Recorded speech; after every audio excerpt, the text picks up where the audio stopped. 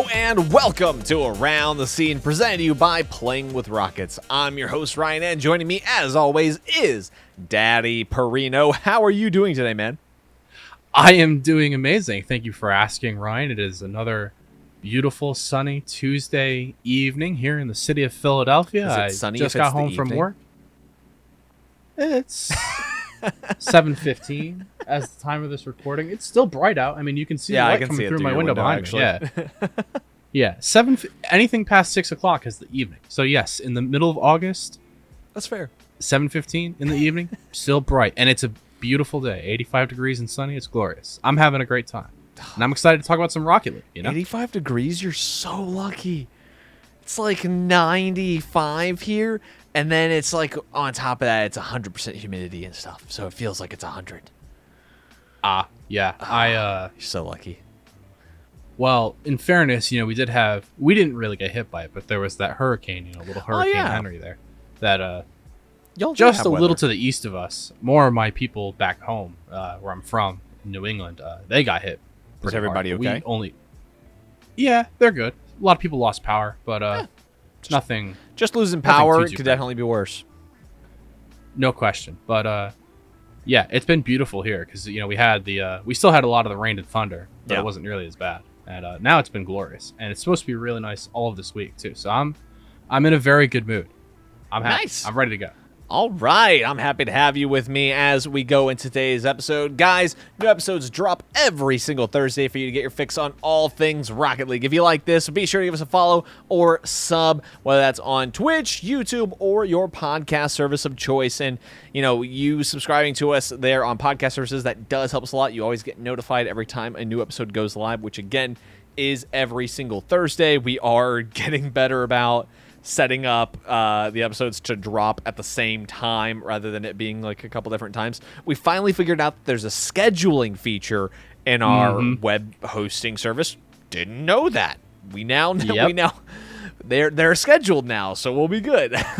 Yeah, well, in the old days, what would happen is I would just stay up all night and I would edit and I would publish it all basically in the dead of the night. I can't do that anymore. Neither of us I don't have that schedule. So publication was kind of an issue because we couldn't always get it at the same time. But then we realized that you can schedule posts, and not only can you schedule it, but you can still edit a post as it's scheduled. So Yeah. if one of us isn't around, we can just set it up so that it's basically good to go. And Ryan and I work on different pieces of it. Yeah. And as we sort of join the project together in the end, it'll just automatically publish every morning. So it's been good. We've been working things out here, slowly but surely. Try to do one thing every week. Yeah. The scheduled posts has been great.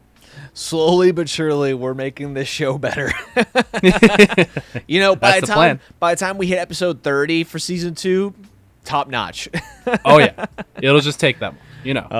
But guys, if you want to be a part of the show, go ahead and at us on Twitter. With your questions, comments, all those things. Our handle is at PWR_leagues. And you could also do a mention to myself or Perino as well. Mine is at PWR_Ryan. His is at Perino TV. Add us with your questions or comments, and then we will look at adding those into the show as discussion topics, things like that. Before we jump into the show, I did want to give an update about, me becoming a dad soon. My wife is due to pop literally any second now. So there's a good chance that I may not be here next week. So if that happens, we will have a guest on with Perino, potentially for the 2 episodes following my wife giving birth. And so there's a chance I won't be here next week. There's also a chance that I will be here next week. Again, follow us on Twitter to get updates on that, or just listen to the show and I won't be here. Yes, please that's listen how you either know. Yes, it is. It's a very exciting time there for Mr. Ryan, Mr. Yes, Ryan, sir. Ryan PWR. About to become father of one, and so there may be some little minor changes over the next couple of weeks, depending on how that all shakes out. But don't worry, we'll still deliver the Rocket League content as it comes in. And I'm actually very excited for this week, Ryan, because I was actually away all this weekend. I was Yeah, well, out. all the cool shit's happening. Yeah, I know. I picked a horrible weekend to actually go outside and do things. Horrible went time to have go a life, see some man. friends, and yeah, all of the fun stuff happened this weekend. So we have a chance to sit down and digest and break it all down. So I'm actually really looking forward to this week's episode because there's a lot of good stuff in here. All right, and with that, let's jump on into our news segment. Today, we have a gigantic 3 items. We finally broke past 2. Let's go! Hey! The first bit of news is the search tournament has finally concluded, Perino, and we have a victor. And, honestly, pretty happy with it. Zookeepers come out on top as the winners here for the search, and they are going to be the ones who are getting that sweet contract there with Beasley Esports. And now the team that they'll be going under is officially Accelerate Esports. So definitely exciting there for those guys. But I did, find it cool because you and me predicted a lot correct whenever we were doing our predictions last week. Yes, so hail the coin flip. Yeah, it was really funny because, again, I hadn't been able to keep up with it, and then I saw the DM from Ryan when I was driving back home, and he was like, yo, we actually crushed those predictions. And I looked on Wikipedia and I was like, oh my god, we actually kind of did. So hey, never say that our hosts on the show are not informed about the North American bubble scene, because that is our bread and butter, and we crushed it here. Yeah, we did a really good job with our predictions. Again, we only really predicted up to the qualifiers because we weren't entirely sure what things looked like after that. That was all we really had. But the turn, so that was on Saturday that the top 16 occurred, and then Sunday is when they did the top 4. And the top 4 we called correctly. It was Zookeepers, Frequency, Vibrance, and Nefarious. The one thing I was shocked about, though, is Nefarious didn't make it past top 4. Yeah, and Vibrance were playing really, really well. Yeah. They came out absolutely swinging. Now, again, I didn't watch this live. I really only caught the highlights later on, so you're going to have to forgive me. But from what I saw, Vibrance just really, really clicked in that top 4. I think, obviously, you have to play really well to just even make it that far, but then their round against Nefarious was exceptional. They just played lights out Rocket League. And, on the flip side, the Zookeepers, we'll talk about them as well. They also crushed it. And then they got into this grand final, and it was a marathon.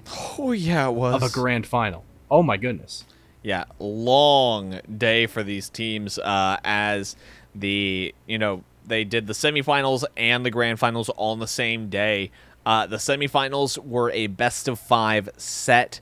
You had to win 2 best-of-5s in order to move on to the next round, in order to move on to that grand finals. Then the grand finals was a best-of-7, or best-of-3, best-of-7.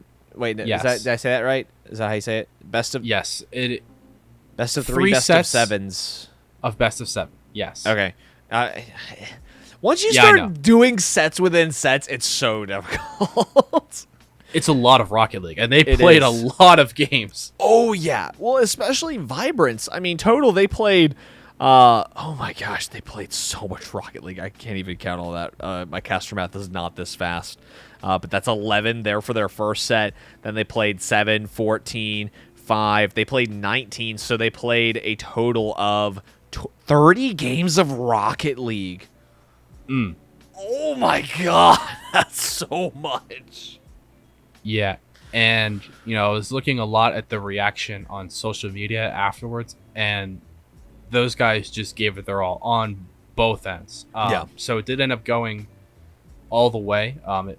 The first set went the distance. The second set was very much so the Zookeepers won the first set 4-3. We have it up on the screen there.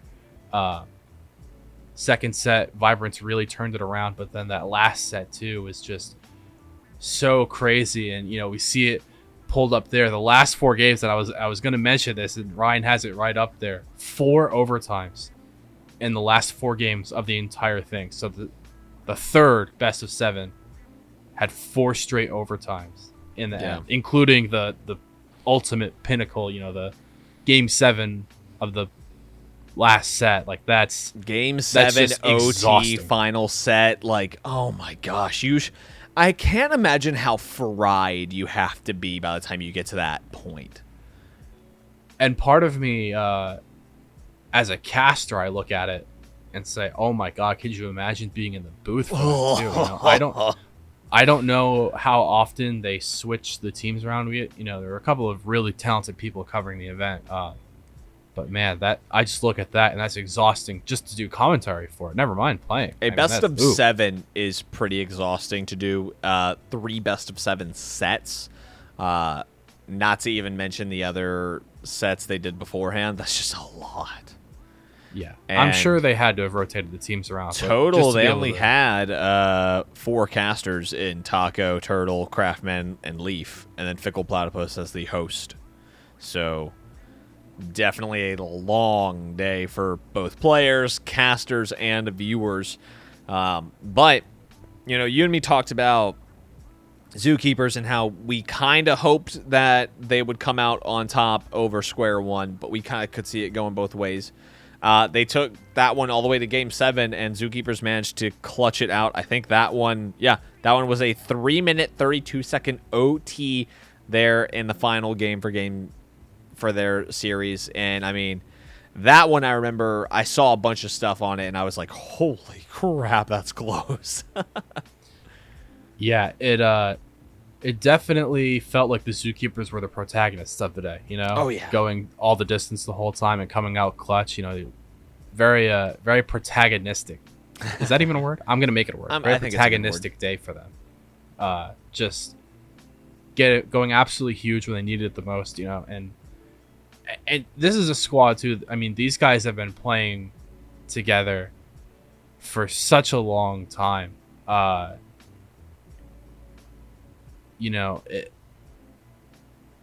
the Zookeepers, this is Tool, Bambi, and J-Bot with Ronsky and coaching. These guys have been grinding. I mean, I remember one of my first quote-unquote caster highlights was a weekly that we did with the Zookeepers, and it was Bambi playing with Porklet and someone else. I don't remember who it was at the time. And it's like, man, just like seeing the names, of these guys who've been playing the game for this long, at such a high level, and now they really get the chance to, be represented by a big org. Like, that's so cool. And they did it in like the most dramatic fashion, like that's really, really cool. Yeah. Definitely a dramatic final series there. And, tough for Vibrance to, literally come within one goal of, getting those contracts. Because, again, this was a, winner-take-all type tournament. There was not a second-place consolation or anything like that. So it's like, you either go big or you go home. And, unfortunately, Vibrance were the ones who were going home.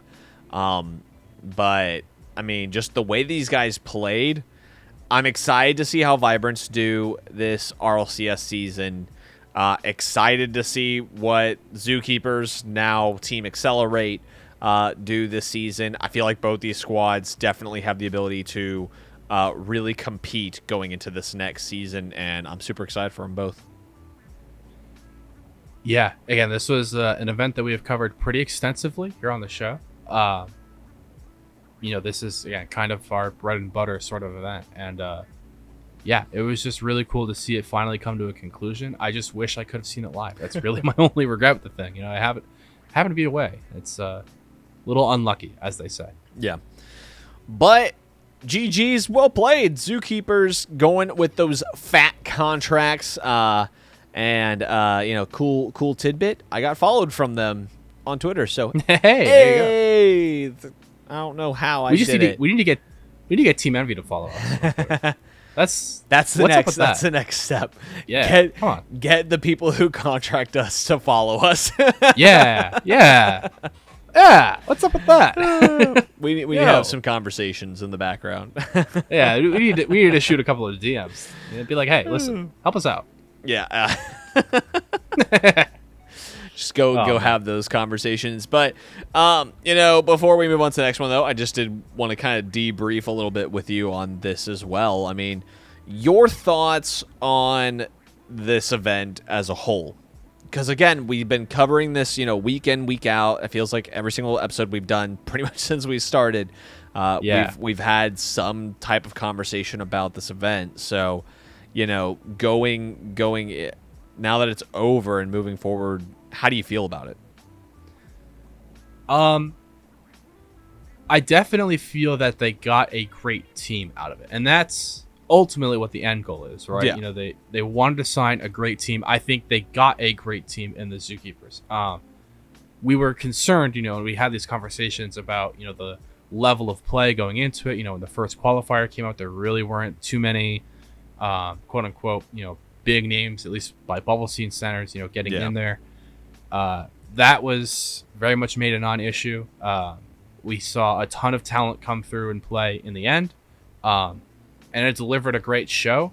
Very dramatic, very entertaining finish, and they get a great team. So overall, you have to say, for all of the criticism and risk that Beasley took by putting this on, I think it's a great result for them in the end. At least as of today, we'll have to see how they do, in RLCS season 11. But right now, you have to say, tremendous event, I think. So my question to you is, let's say that Zookeepers come in and, they do well in RLCS 11.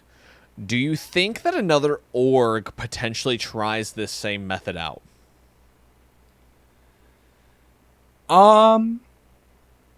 That's a good question. Maybe is the answer, right? The issue with doing another event like this is you have to say, well, how much more talent can you really pull from? We talked also about this, where most of the top level teams in North America already have orgs. And when you do something like this, there's only so much of a ceiling in terms of where the unsigned teams are at that you can reach. True. In the end, I think Beasley got kind of lucky in that they actually had a couple of really good teams. They had, I would say, Nefarious, Vibrance, and Zookeepers in the top four, where those are all exceptional teams. Yeah. And any one of the three, I think you of got that group. any of those three, I think you would have walked away feeling pretty confident that you got a pretty good squad out of the whole thing. No question. So I think for that reason, maybe not. But it shows that when done right, this style of event works. Yeah. Because I truly think, despite my hesitations, it really turned out to be a great event. Yeah. Well, the other thing too is there is that worry of, how do these teams compete against RLCS caliber squads? And I think that one thing that is overlooked is the emotional jump and the emotional high that you get off of this backing and this financial support, because you don't have to think about that. That's one less thing that you as a player have to consider. And when you don't have to consider those types of things, you can focus on what matters, which is the game, which is improving, which is grinding, which is doing what needs to be done to be a better player. And I think that, again, getting backing like this now, I think that it does more than you could ever put on paper for a squad like the Zookeepers, who haven't had an organization behind them in a long time, and especially the amount of money that's probably going to be behind them now thanks to the contract. Even if they got the lowest offering that the contract would give them, that still isn't bad. They're still coming out ahead from where they were. And I think there's something to be said about those things, and I have a feeling that we will see that translate well for them in the RLCS. Again, they have experience playing these higher level teams. They've done it several times. We saw them in the fall. We saw them in the spring. We've seen Zookeepers get up into RLCS caliber events already, so it's not like it's foreign territory to them. But I just think emotionally that does so much for you that I think now they can focus even more on the game. And it's also that thing of, there's validation in getting a contract, because now it's like, I can do this. I can make a career playing video games. I can, show that I'm good enough to earn this stuff. And I think that, it pays off in the end. I mean, remember when the Peeps finally got picked up by FaZe? I mean, they played out of their minds the next time because there's that support behind them now. And you feel better just knowing that. Yeah, no, I agree with your point there about the intangibles, where, just having the emotional stability of not having to, jump in, smash.gg and say, oh, well, what's this weekly or what's this monthly that we can play in, and try and get, try to earn some money bucks each. Yeah, basically. I mean, that's the reality for a bubble scene player. That's what you're doing. You're just trying to farm, these prize pools and these events, and not having to worry about that aspect of it. Should help. I don't really know any of the player situations individually, but money never hurts. Yeah, say that never hurts. But I mean, it's not even, they could financially be okay, but they also, I don't know how old the players are, so this is just me kind of spitballing, but could be 16, could be 17, could be like starting in college now, and it's like, there's also that pressure from parents of, you shouldn't keep focusing on that game because you don't know if it's ever going to pay out anything. And it's like, now you have this validation behind you of, look, I had this contract, like, I'm making good money.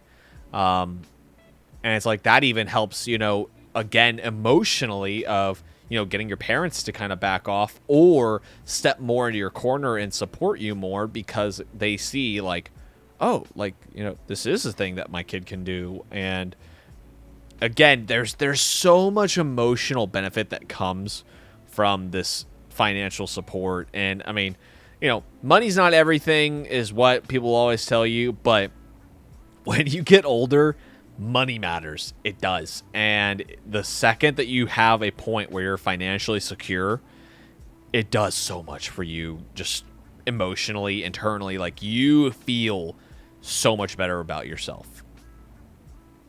Yeah, so really quickly, I did look. It's not available for Tool, but for JBot and Bambi, they're both about 20 years old, born in 2001. So they're like finishing out college, basically. Right, in the middle of college, more or less. And so to have that option, to oh yeah, Bambi's on UCF Knights. Who am I? Why did I not know that? Yes, he's in college. I'm so dumb. Listen, it's hard to keep up with everyone and what they're all doing all the time. But yeah, it's just a really, really big result for them. It does provide that validation. That's a good word to use. Where you're not just playing a game at this point. Now it's a job. It's a career. It's something that you could really make out of it. And money isn't everything, but it certainly helps. Yeah. not bad. So yeah, I think those guys will be really happy. And I'm looking forward to see what they can do. Yeah, I'm definitely excited for these guys. And we'll keep an eye on them, see how it all pans out. I'm just happy that you and me at least called top 4. I thought that was impressive. Yeah. I was kind of shocked our coin flips panned out that well. Hey, man. You got to give us something. You got to give us something. Trust in the coin and it'll never deny you. Right. Or is it like Yu-Gi-Oh! Heart of the cards, heart of the coin, baby? Yep. But we're going to move on to our next one. Or is there anything else you want to add to that conversation before we hop out? I think we have talked about the search plenty. I think we've given enough airtime to it for sure. So moving on to our next one, it's going to be Salt Mine Atlantic Draft Recap. This happened as well over the weekend, Perino. And I thought the outcome was kind of funny, honestly. A lot of people needed copium for it. I thought it was funny, though. Yes. But so for those who may not have been all the way caught up, we did have this, sort of EU versus NA 6-man's draft style event where, There were 6 European teams, again, composed of all EU players, versus 6 North American teams, comprised of all North American players. They squared it off. They had alternating servers, all of that good stuff, blah, blah, blah. And NA got smoked.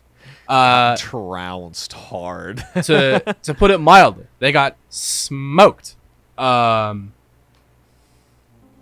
So bad, in fact, that of the 6 teams that advanced to the playoff section out of the group stage here, 12 teams, 6 from NA, 6 from EU.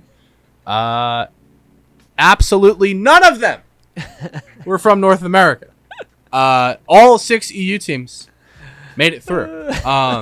The strongest North American team was Team T-Bates, who did manage to pull out 2 wins, I believe. They pulled out 2 wins, but the teams that did the best were Team Roldiz and Team Athena, because the way that they did the event was you played 4 games no matter what. They did 2 on EU, 2 on NA. And I think that was how they tried to avoid saying, like, oh, Game 5 was decided by, the server rather than the players. Yeah. And so the way they did it is if both teams won 2 games, then the match was declared a draw, and you only got 1 point. So they did a point system, essentially, for it. And Roldiz and Athena, they both drew 4 times, and they each won 1. And they both lost 1. So... interesting system dynamic. T-Bates team was the only one that actually won more than 1 game, but they didn't draw nearly as many times. They ended up losing half the games. So that's why Athena and Roldiz's teams technically on the point system did better.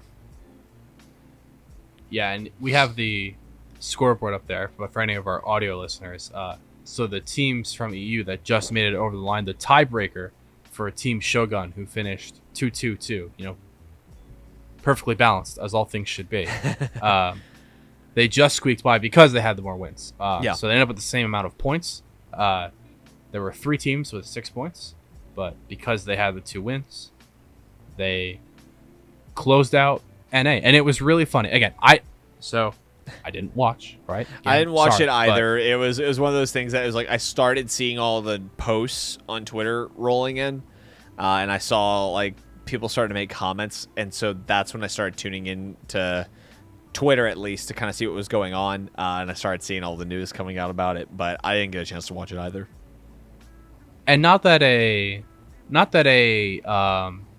unofficial 6-man's draft style intercontinental online event means anything. Yeah. But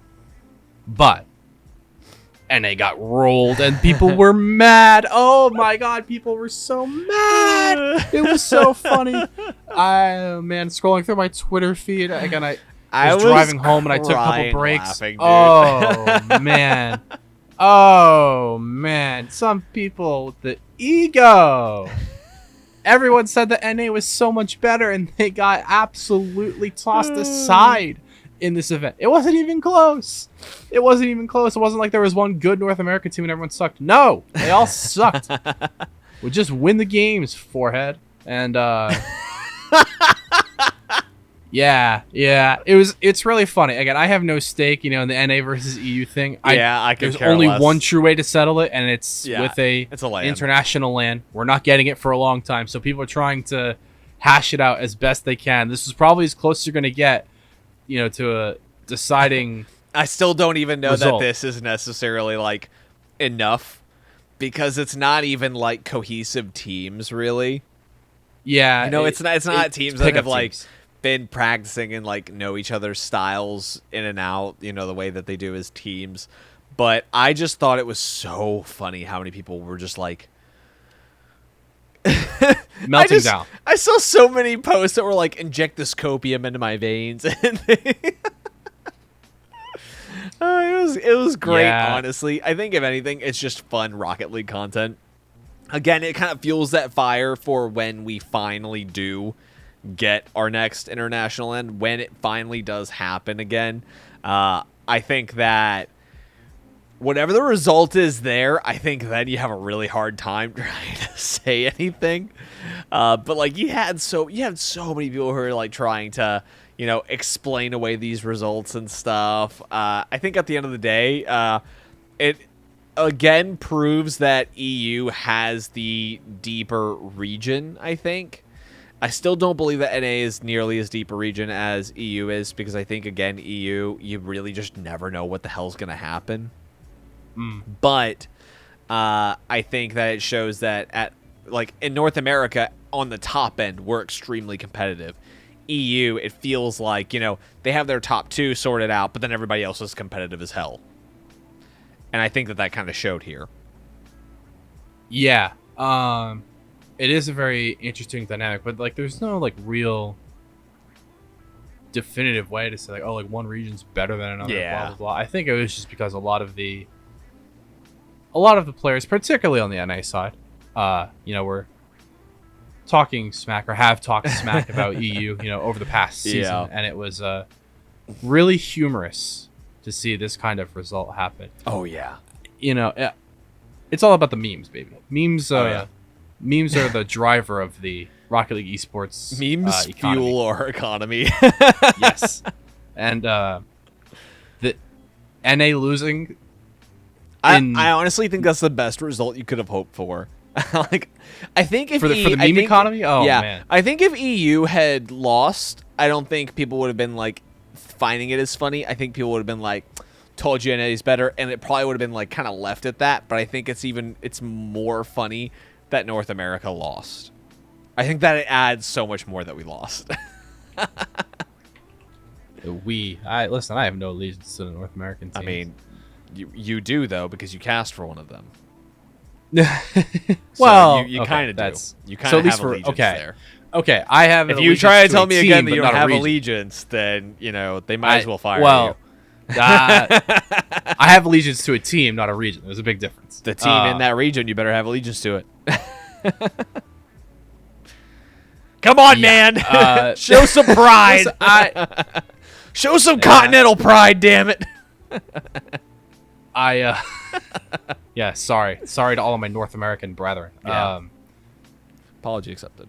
One of the best ones that I saw. Great copy pasta coming out from Yukio.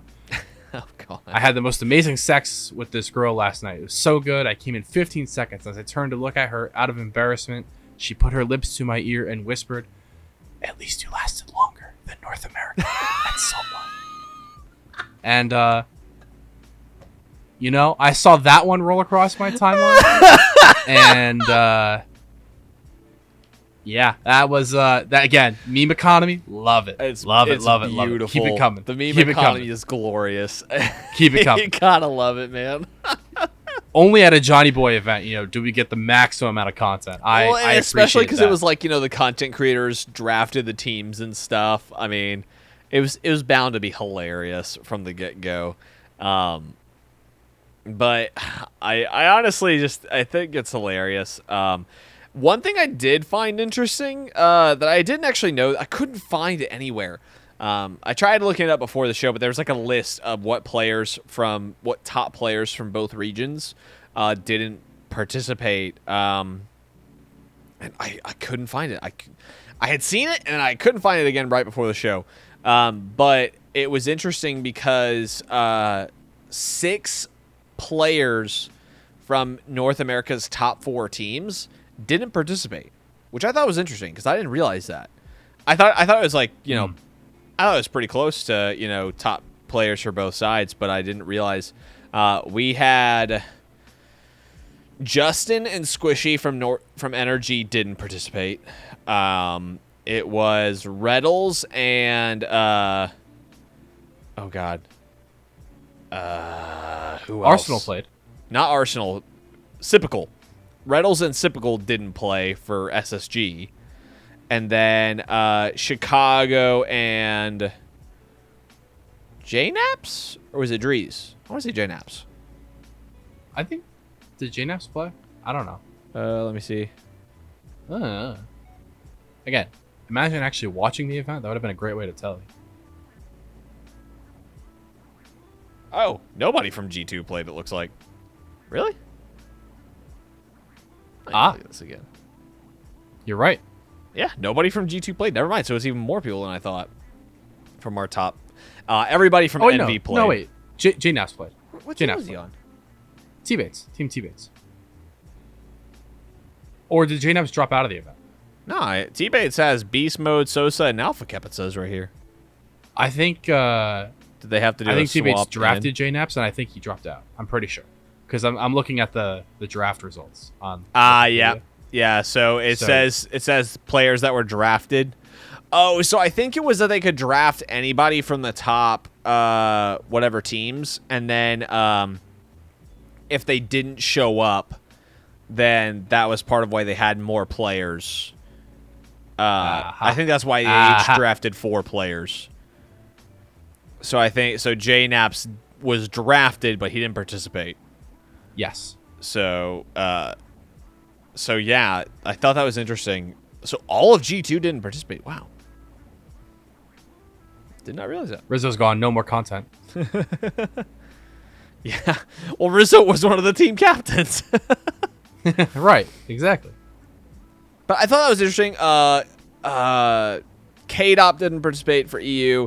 I actually didn't look at the EU list as much as I was just more surprised by the North American list. Because again, like EU, it's like, I see K-Dop, but then it was like really outside of him. I didn't see anybody else that I was. Because I think it was, K-Dop, Alpha 54, Scrub. Those were like the Apparently 3. Jack. Apparently, did he not play? I thought he did. Says Nope. Apparently Jack didn't play. So Archie didn't play. So some notable players from both sides didn't show up, but at the end of the day, EU winning I think was the best outcome. Yeah, really, and the fact that not a single North American team made it to playoffs, I think was even better. yeah, it was again, because it's one thing to say like, oh, like EU outperformed them, but they just crushed. Dude, I saw every argument that was posted, and some of the arguments I was like, okay, I kind of get it a little bit. Other arguments I was like, okay, sorry, we can't fix that for you. Other arguments, I just thought it was hilarious because at the end of the day, I feel like the fandom cared way more than any of these players did. Probably. I feel like the fandom's more upset by the result than any of the players. Well, it's like a pickup event. It's not that big of a deal to them ultimately. So they don't really have an incentive to care as much. I mean, there is a prize pool, sure, but and for these players, though, this prize pool was nothing. I mean, ultimately, this prize pool really didn't do anything for any of these guys. This wasn't like a life-changing amount for any of these players. I mean, for you, me, anybody listening, it would be a life-changing amount, or it'd be a good amount. I don't know if it'd be life-changing necessarily, but top team won $7,500. But you also got to think, some of that's going to the content creator who was the team captain, and then you're also splitting that among all the players. And that's just for winning the whole thing. Yeah, listen, yeah. I agree. It's not really about the money. It's more about the pride, Ryan, and they have no pride because they let North America down. That makes me sad. Wah. I mean, either way, Turbo Pulsa came out on top. True. But I just thought the whole event was hilarious. I thought it made for a lot of good content listening to all the stuff. The Twitter timeline was booming off of it. I don't know. I think you can care about this stuff all you want. I think just at the end of the day, until we get our genuine international land where everybody's playing on the teams that they practice with all the live long day, I don't think any of it matters. I think it's just fun. Laugh at it. Laugh at yourself. I mean, I think it's hilarious. Inhale the copium. Yeah, inhale the copium if you need it for some reason. If you're a North American person who's that prideful and cares that much, go ahead. whatever helps you sleep better at night. But at the end of the day, EU destroyed in this. And GG's, well played to them, honestly. Yeah, and congratulations to Team Smellsworth topping Team Jesse in the final. We talked so much about the group stage, we didn't talk about the yeah, we didn't final. actually talk about the final because yeah. nobody actually cared about the final. I think everybody was so like gung ho about the EU versus NA narrative that nobody actually gave a shit about how it ended. Well, happens. But Yeah. Congratulations to them for winning and just not only being in the superior region, but then the best team in the superior region. So there you go. They're the best team in the world. Easy. Go win worlds now. Yep. And Team Smellsworth, that was Extra, Joryus, and Cash. So yeah, that's a crack team. Of course. That's a good team. They deserve that. But yeah, honestly, I thought it was funny. I think that we need more stuff like that during the off season. Just something to kind of pass the time, keep us all entertained, while we wait for Season 11 to be announced. Yep. Still trucking along. They're waiting for that announcement. Yeah. Any day, Psyonix, Any please. day now. We'll see. Really.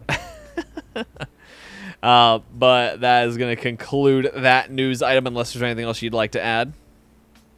No, sir. All right, so moving on to our final news topic, and this is a cool one, honestly.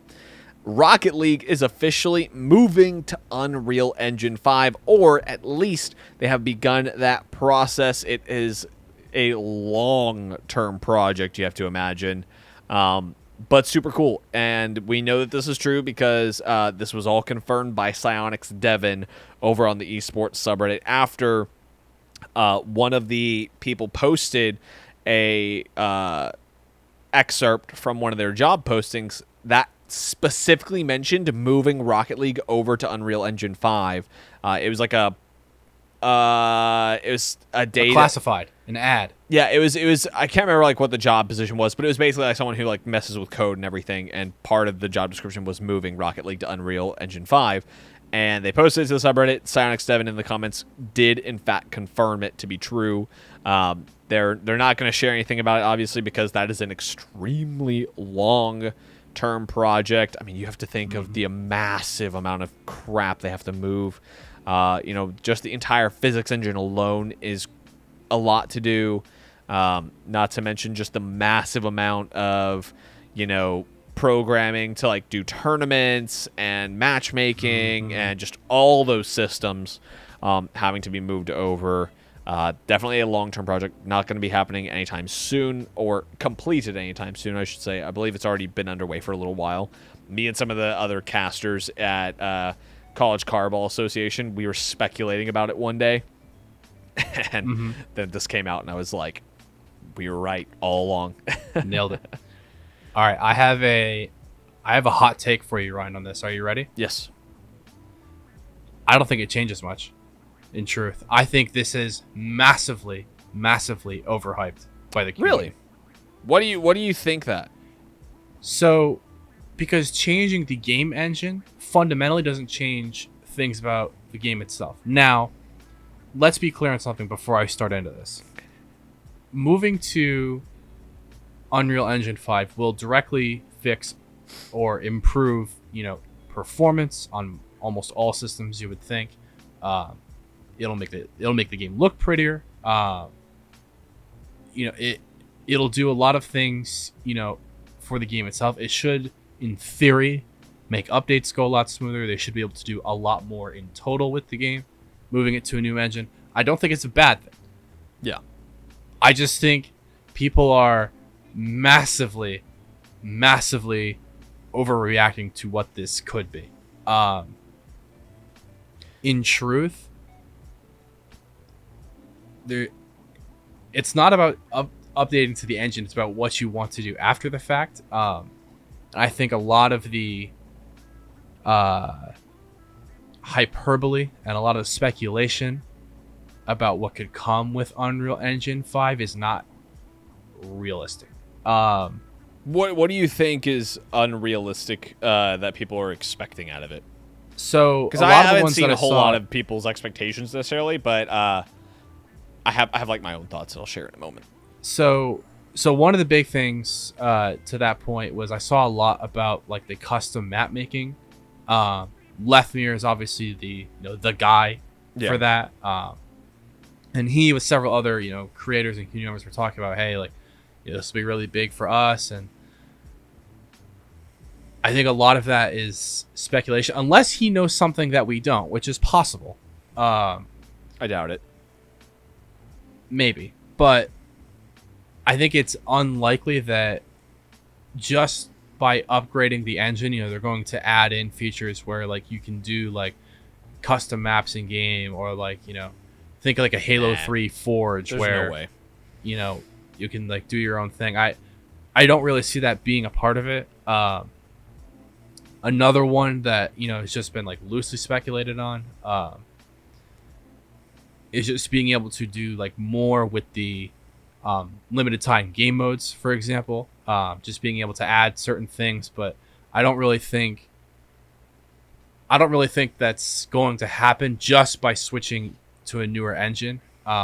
You'd still have to like create it and design it, and even if Psyonix has that new flexibility, it would remains to be seen if they would actually do anything about it. So I'm not as bullish on this as I think most people are. I think it's good.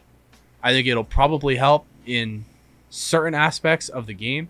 If anything, it might actually end up becoming like a Rocket League 2. If they were to re-release it on a new engine, that would actually probably make the most sense. I mean, that's essentially what it'll have to be, because whenever you're changing like the game that drastically, it's basically a new install. There's no way that you can just like do a patch for that. It's a new install essentially. Oh yeah, yeah, and it's basically from the ground up. But I think that this has been really, really overhyped. Yeah, I would agree. Glad they're doing it, but I think it's overhyped. I would agree with you. I think a lot of what you said is true. I don't think that it's going to do any of those things because, again, even with an update to Unreal Engine 5, it's like, okay, and map making is still something they would have to go implement. It's a system they would have to build and implement themselves. Unreal Engine 5 may make that easier, may make it more feasible for them to potentially add that, but that still is a whole new system that they'd have to put within the game. I think that realistically, it does a couple things for them, most of which probably won't change too many people's lives, honestly. I think one, it looks nicer. Yep. I think that you get that facelift for the game, which is nice, is good. Hopefully, with the improved engine, it means that collision detection, everything is improved because you are using that higher system. So hopefully that ends up fixing realistic things like the demo collision detection. It contributes better to the physics engine as a whole. So hopefully that means that we're getting better gameplay out of it, more realistic, proper gameplay out of it. And then the last thing that I think it does is I think that it makes, I think it ultimately will help make some bugs disappear. And I think that it'll make some things even easier for Psyonix to work in. I think that if map making is something they would want to add, who knows? Unreal Engine 5 could make that easier for them to add in. But they're essentially going to have to go in and basically rebuild the code. This isn't a copy-paste type thing. This is an entire rebuilding of the game within a new engine. And hopefully that means that they end up finding a lot of bugs. They repair those bugs. They move the game forward that way. I think that those are all the realistic things that you'll get from it. Some of the stuff you were saying, yeah. If that's what you're expecting from the move to Unreal Engine 5, you're deluding yourself. Unless they announce a map-making system, it's not coming with that. Unless they specifically say that something is coming in with it, it's not coming. Because that they're not putting in the time and effort to make that thing with this upgrade. But I think if you're just expecting like a facelift, some bugs hopefully disappear for good, more accurate readings within the engine for the physics, Yep. I think those are all realistic expectations. And I think that if that's what you expect going into it, I think that you should have those expectations met. And I believe those are expectations Psyonix has with it. And honestly, though, I'm excited to see it. That was one of the cool things about Epic picking up Psyonix and buying them out was now we are working directly with the developers of Unreal Engine 5 in-house. The people who make Unreal Engine 5 are now in the same office as us, and we can work with them and make something great with them and improve the game with them. And that's a good thing for everybody. But I think, again, you got to come in with realistic expectations. If you're expecting all those things that you said, you're gonna be let down. You're gonna be disappointed. So I was just looking now, and I saw this comment from LeafX again on the esports subreddit. This is anecdotal. He's saying it's anecdotal. I'm anecdoting upon his anecdote. Okay. It's much harder to make content on Unreal Engine 3 compared to the newer engines. There's a reason new features come out almost weekly for Fortnite, which is on 5, but not for Rocket League. I know transparent objects cause issues like goal explosions, making them difficult to make. Also, VoIP, so voice chat, no bueno on Unreal Engine 3. Rocket League's netcode is apparently also not great. That's, again, his words, not mine, according to his inside people. So being on the new Unreal 5 engine will allow them to build more features much faster than they currently can. And that's the realistic expectation, right? Is like you put the game on a new engine and it's easier to work with, it's a higher quality product in the end. And it's easier for the devs to implement new things. Like that's all good. And that's what the expectation should be. If when they move to Unreal Engine 5, it'll allow Psyonix the creative freedom to actually make some things that they haven't been able to do on Unreal Engine 3, which again is good. I want to be clear. I am very much a proponent of them doing this, but I think people's expectations are somewhat outrageous. Yeah, anybody who's saying some of those things that you were saying earlier, I think that you're not understanding what it means to make this change. We can't necessarily educate you on what the change is, but it's not... They're not remaking the game necessarily in terms of like, let's go make Rocket League 2 and actually make Rocket League 2. It's literally Rocket League as it is, just being rebuilt. That's all it is. I mean, yeah. So and I think people who don't understand that, again, unless they announce it with this move to Unreal Engine 5, they will be adding in things like voice chat, like map making systems. Again, that's a whole system that you have to build within the game. It's not like just because they go to Unreal Engine 5, it's like, oh, by the way, when you make your game with this comes packaged in. Like, that's not how it works at all. That's not how it works any games. So again, having realistic expectations, I think, is definitely what's needed by people. But I think if you're expecting the facelift, you're expecting the accurate gameplay, if you're expecting, removal of bugs, I think that realistically you should expect all those things, and you should be getting all those things. I think we all should be getting those things, and I think that Psyonix is expecting those things as well with this change. So listen, the other thing too, is we're moving on Psyonix time, baby. This thing's not coming out for another 3 years, so y'all better, keep it in your pants. We say that too, but I wouldn't. Again, they're hiring more people to try and help in the process. Cinderblock, who helped make Balka's mod and stuff, he now works for Psyonix. He's been helping with it as well. Like, they're constantly hiring more people to join that team to help with that change. Not to mention, they also get the in-house treatment with Epic to make this happen, since Epic develops Unreal Engine 5. So I think 3 years, I think that, I'm not saying that I know what the timeline is. I think you could maybe expect it a year and a half. That's reasonable, I think. I was more making a I understand what you mean. Offhand comment. I think realistically, I think a year and a half. I think 2023. I think for sure we see it by then. I think if we saw it in 2022, I would be blown away. In fairness, we don't know how long they've actually been working on this. It's not as though they tell us these. I don't think they've been working on it that long, based on conversations I've had with other casters and their conversations with there was one caster who knows one of the guys who was working inside, and he like kind of asked about it. He was like, "So are you guys doing this?" They were like, "I can't tell you." He was like, "Yeah, that's all I needed to know." Otherwise, you'd say no. But I didn't say names because I don't want to, rat anybody out. That'd be unfair.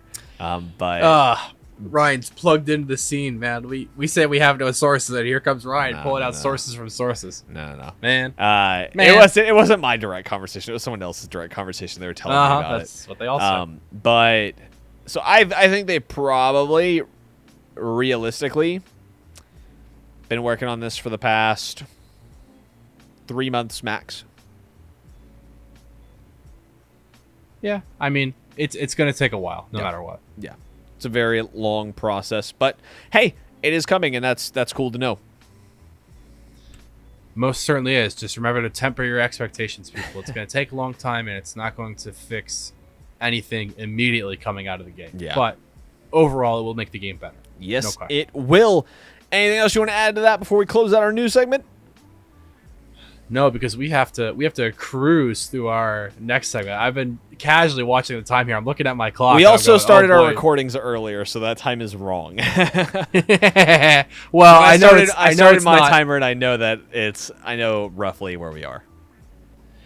That's why I trust you to do those things. We got about 10, 15 more minutes before we should be ending this show. Yeah, but the way that we talk about things, Ryan, we listen, by our standards, we have to move. This is how you and me waste time, is this right here. Moving on to the roster shuffle. First up is Tigre, Luis P. I don't even know if I'm saying his name right. It's Luis P. And Dead Monster have joined to revive the Fadeaway team. So, cool. Tigre, again, he finds a new roster here to work with. Fadeaway, I believe, was... Tigre, I believe, was part of the original Fadeaway roster. Fadeaway is not an org. It's basically like the Peeps, where it's just, a Rocket League team with a name. I think Tigre was with iGnite under this roster at one point. And Extra, yes. And Extra, that's who it was. I couldn't remember who the third was. Wikipedia, man, it's God's gift to the Rocket League esports scene. So they were Fadeaway, and that was when they were in the Rivals series, and I believe when they got promoted, they got signed by AS Monaco. Yes, that is exactly correct. Yep, you're right. Yep. Again, man, whatever happened not my knowledge. I just did he retire? I have the access to Wikipedia. iGnite? Probably. I haven't seen. Yeah, he hasn't posted a result since season 9, so I don't think he's. Sorry, played. fam. Couldn't remember if he retired or not, but sucks. Anyway, this is cool. Excited to see Tigre again continue to keep playing. I don't know too much about Luis P and Dead Monster. I mean, if he's pairing with them, hopefully it means that there's that chance there for them, and they can continue to fight their way in EU. Yeah, it is just a mess over there on that continent, though, and. Just trying to get good results against these squads, man. I don't know how they're gonna do it, but I like that they're bringing back the the old school name. Yeah. Again, as we mentioned, Tigre being one of the original members of that Fadeaway squad, and this team, as they say, could do some damage. I just like to imagine that they all join together, and Tigre is like the one who has access to the Fadeaway account. He's like, guys, I got the perfect name. Yeah. He's got the login still. He's got all the accounts. He's like, got the Netflix password. He's like, I already got all the assets. Like, we got a name. Let me tell you. There you go. Fade away. What do you think? It probably went something just like that. Yeah. I hope it did. We don't get to ever hear what happens behind the scenes on this stuff, but I'd like to imagine that's how things went. Yeah. Moving on to Pretty sure do what? we have an accurate retell. Yeah. That was a very accurate reenactment. Moving on, Andy has officially left the Charlotte Phoenix. This one I thought was interesting. Charlotte Phoenix, I thought Andy was a pretty solid player for these guys, so I was a little bit surprised to see him leaving. Yeah, well, this is a Charlotte Phoenix side that has undergone some changes. So, yeah, I do think it's weird that he left, but I don't know where they go from here. Again, so this is Beast of Bonium and Delta. Who they go with, right? And I feel like I mentioned this the last time that I think I know who they pick up. Oh, really? You have an idea? I think I have an idea. Who do you think they get? I think they pick up All Raz from Stromboli. Because the other roster move that we'll be talking about in a moment, his other teammate, Kinsey, left. So he's the last remaining member of Stromboli. So I wouldn't be surprised if his new home is Charlotte Phoenix. That makes a bit more sense, because I was going to say, where do you find the rest of the talent in NA? But again, based on our next piece here with Kinsey leaving Stromboli, and again, I don't read that far into the show notes. I kind of go like one at a time. I'm the one who puts these all together, so you don't have to think too much. So yeah, and I appreciate that, because it's not my strong suit. Reading and formulating my own opinion. But it's tough. I believe that Allraz probably takes Andy's place there on the Charlotte Phoenix roster. I don't think Shad, or maybe it could be Shad. Oh wait, no, never mind. It's not Shadow, because I forgot Shadow announced his retirement from Rocket League. Oops. So yeah, I think it's because the Stromboli roster was Allraz, Shadow, and Kinsey. Kinsey goes to Alpine Esports. Shadow retires. Where does Allraz go? I believe he probably finds his home there. It would make the most sense. Yes. I think that's a good roster, though, for Charlotte Phoenix. I think that ends up panning out pretty well for them. I think you come out ahead. I think Andy and I think Andy's good, but I think Allraz is probably better. Yeah, you do feel like you're getting a 1-to-1 upgrade there. So yeah. So yeah, sucks for Andy, but for Charlotte Phoenix, I think they do probably come out with a better team. Yeah. Again, the Allraz one is speculation. Allraz was originally part of Charlotte Phoenix, so they do know him. So that's I imagine it's just like a coming home kind of thing for him if he comes back, but that's not confirmed. Currently, it is still just Beast of Bonium and Delta waiting on announcement for who their new third is going to be to replace Andy. My speculation is just Allraz. Anyway, moving on to the next one. We already mentioned it just now. Kinsey officially leaves Stromboli to go join Alpine Esports. Good pickup. I think Kinsey was probably the best player on Stromboli, honestly. Yep, and trying to again fill in. I believe this is Percy's shoe, right? Was it Percy? Yes, he's filling in Percy's shoes, so he'll be joining Magic Bear and Jordan. Yeah, great spot for Kinsey. I think Magic and Jordan can really help him shine. Kinsey's a player that sometimes you have to work around a little bit to fit him in, but if there are two players that can do it, I believe it's Magic Bear and Jordan. Yeah. That they should have a really good integration into the team there with Kinsey. So I'm excited to see them. Alpine's been a really good org, I think, in the scene, and you and I, again, same thing. We have a lot of sentimental teams. Yeah. Alpine's one of them. These guys, we've been watching them for a long time. And we know people. I hope they do really well. We know like org people in Alpine too. It's like it's a really cool organization. I love them to pieces. I always want to see them succeed. I love the roster personally, just from all the years watching them. So, and I think we both have sentimental value to this squad. So I'm hoping Kinsey is the change they needed. We'll see. That's all I can say. Yep. And is what you gonna say? I was gonna say, well, we'll see, but we don't know when because we don't have a start date for RLCS 11. So we'll see them at some point soon. Season ideally. 11 win. Please, Yep. Sonics. Anyway, moving on to our next one. This is the most interesting one on here by far. Drally, who is 13 years old, not old enough to participate in RLCS or any other big sanctioned event, has been signed to the Kansas City Pioneers under a multi-year deal. And they say this is an effort to help develop his brand and his playing, his skills. Very interesting. This is the first time we have seen this. Yeah, so they intentionally left it pretty vague because this is someone who's very young. 13 is very, very young, okay? Yeah.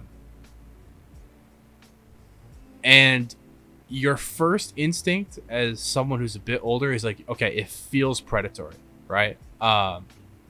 That's, taking advantage of a young person who, probably doesn't know the scene that well, headed into something rash. You just sign them on a flyer and you can kind of hold them hostage if you so desire.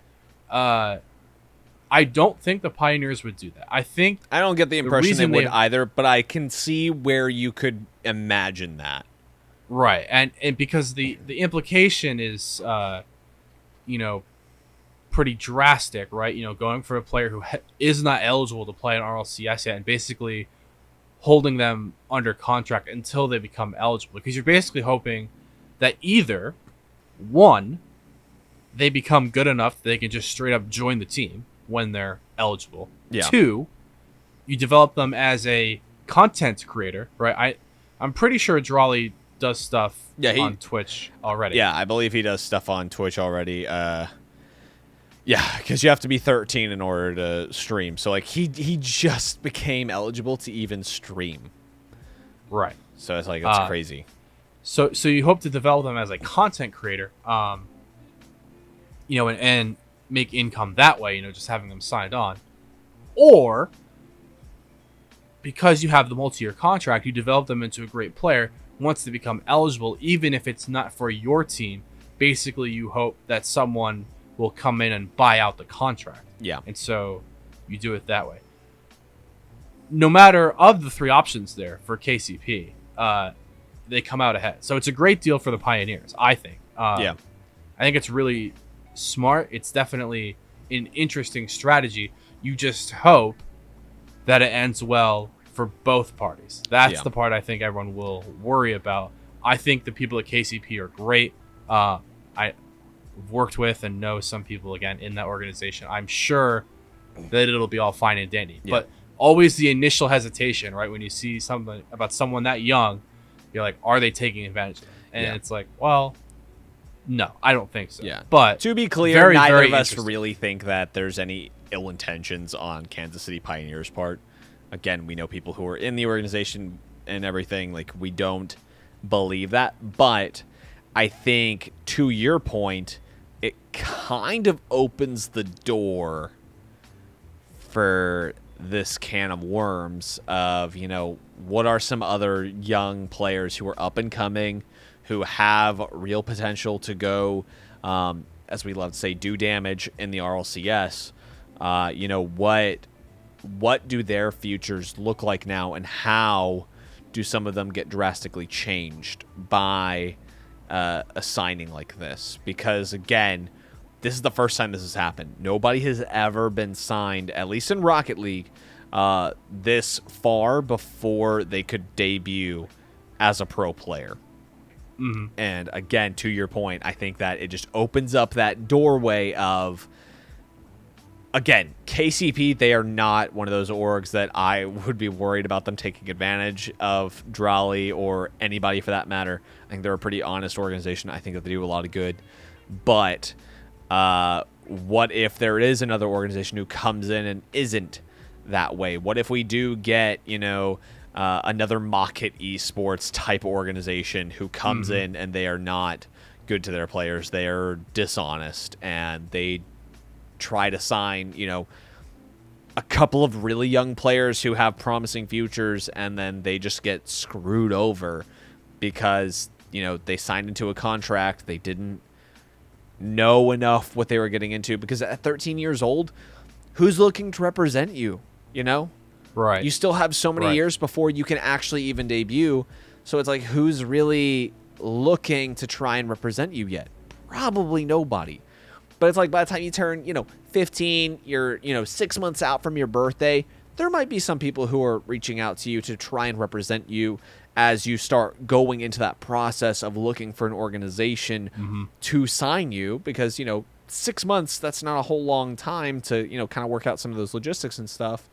At that point, I can imagine you have someone who's like in your corner trying to be your, navigator through the storm of contracts and everything like that. But at this age, I don't know that you have that. And, hopefully, parents are able to help with this process too and things like that. I mean, again, you don't know typically, but I think it does, again, to your point, open up the door for potential issues down the road. But at the same time, this isn't a Psyonix thing. Psyonix can't exactly say you're not allowed to sign them, because they're not technically signing him to be a Rocket League player.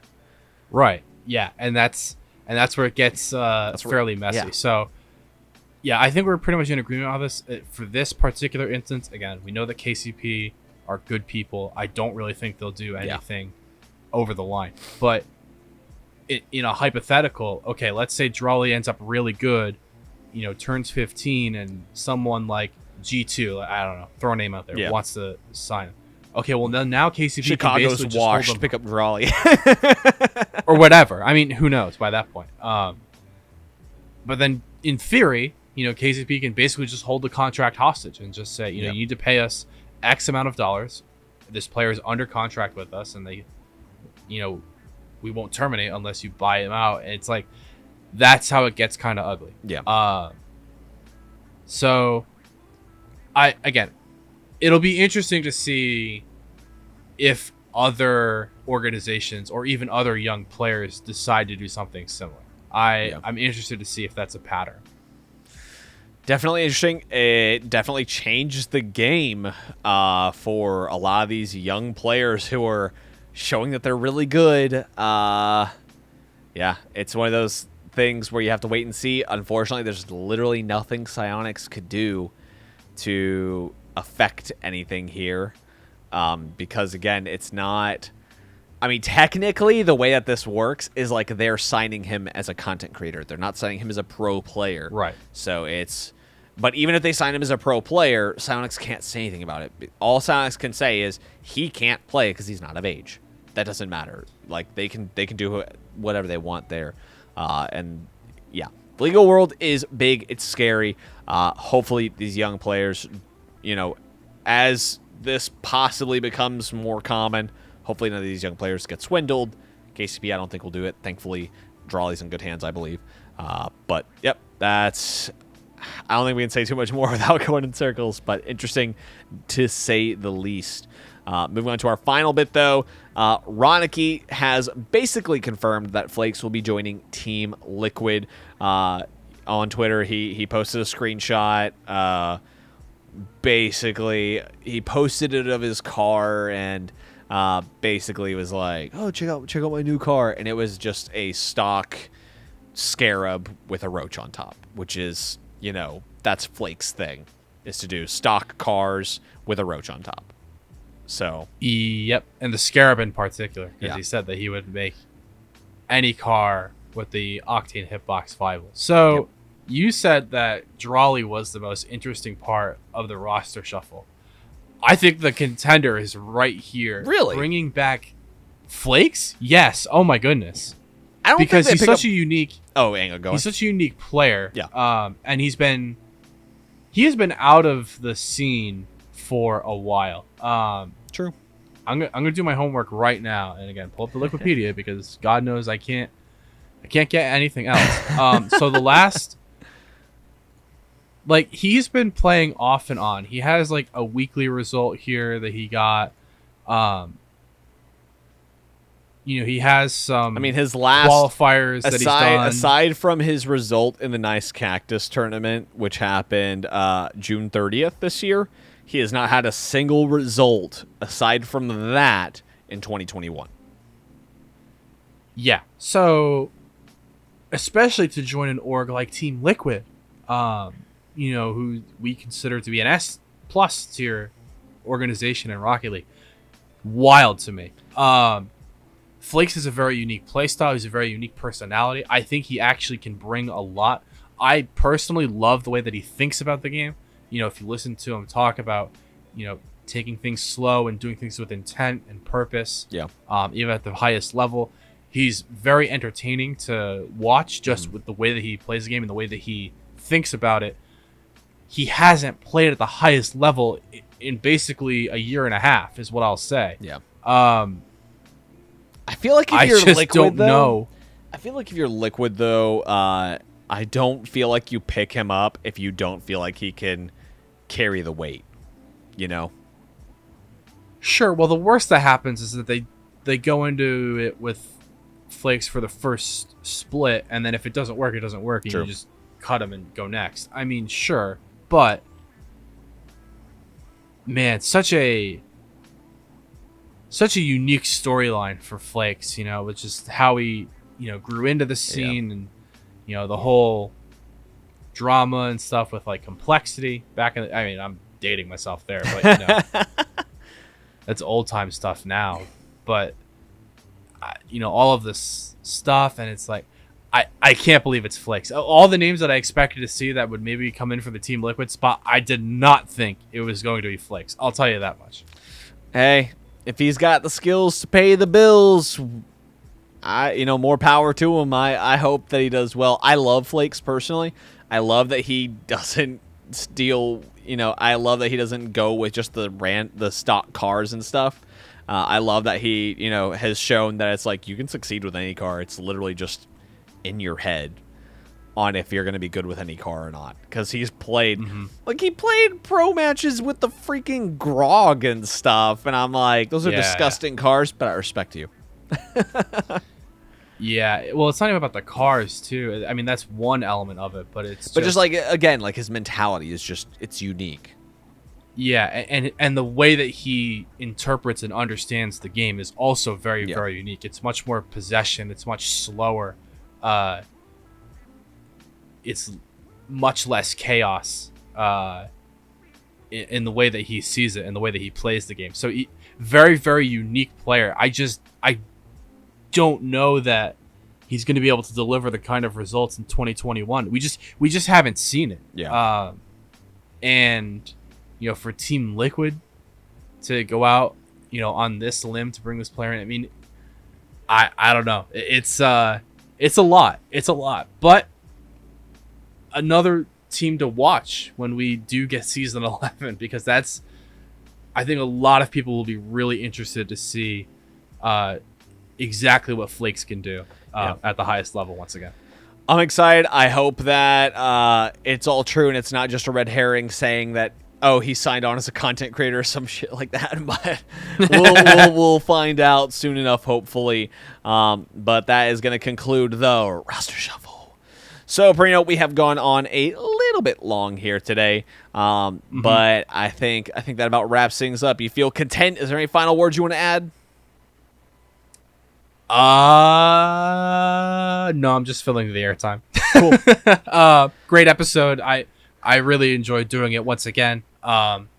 We will be publishing this everywhere on Thursday. We will keep you guys updated as not Daddy Perino, but Daddy Ryan will officially become a father at some point very, very soon. Yeah. So we'll keep you guys in the loop. We're going to bring someone else in maybe for an episode or two. We'll have to figure it out, but we'll keep you guys updated. We'll call an audible if needed. My wife is literally due to pop any minute.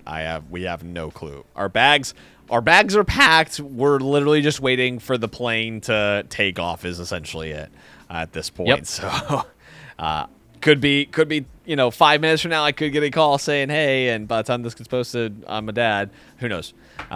So we'll keep you guys posted as that happens, or you just may come back next week because you don't care to follow us or anything, which I respect, and you may just hear my voice. You may not hear my voice. That's how it's going to go. But guys, thank you so much for joining us again tonight. We appreciate you so much for stopping by. Be sure to follow us on Twitch, Twitter, YouTube, or any of the various podcast services you can find us on, that we can stay up to date with everything that we are doing. Once again, you can follow us on Twitter at PWR_leagues. You can follow me at PWR_Ryan. You can follow him at Perino TV. I wanted to throw PWR again because I just say it's that repetition thing. His is at Perino TV on Twitter. But guys, it has been our pleasure to have you with us. Take care. Enjoy the rest of your day, and we will see you guys next time. Peace out.